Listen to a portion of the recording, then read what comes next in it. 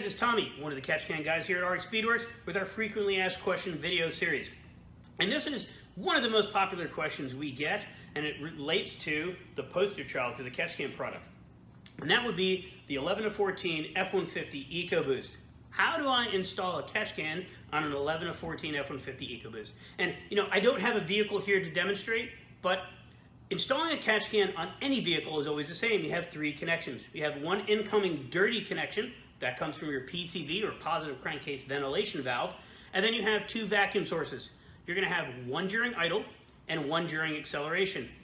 Idle vacuum comes from the intake manifold, and your acceleration vacuum is going to come from the intake air assembly.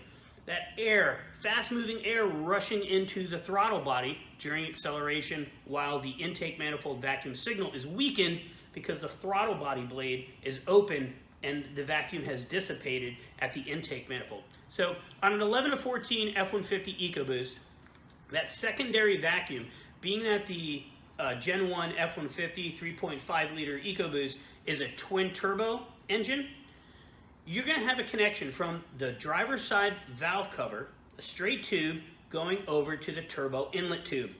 All you're going to do is step in between that connection just like you did from the PCV to intake manifold. So let me back up a second. From the factory, you've got PCV to intake manifold. That is your idle vacuum. Then you've got driver's side valve cover to the turbo inlet tube. That's your evacuation during acceleration. So you're stepping between that connection by going PCV to the, let's just take this McNally Gen 2 can. PCV to the middle fitting, this is your incoming dirty. These two are outgoing or recycled air return lines that have, this can has internal check valves. Some other versions, like some of the UPR products and whatnot, will have inline check valves in the hose. Well, either way, one of these outgoing connections, or let's call it vacuum 1, is going to go to the intake manifold.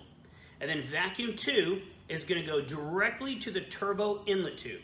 So what you want to do is you want to disconnect the hose that goes from the driver's side valve cover over to the turbo inlet tube. Just unplug it with the factory quick connector. It's going to look something like this. You disconnect it, you leave that hose dangling. Now you run your secondary vacuum connection straight to the turbo inlet tube.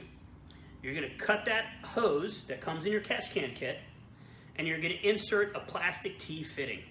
Once that T-fitting is installed, then you're going to take your connection from the valve cover that once went to the turbo inlet tube, and you're going to connect to that T-fitting. Once that's all connected, now you're sharing the vacuum from the turbo inlet tube.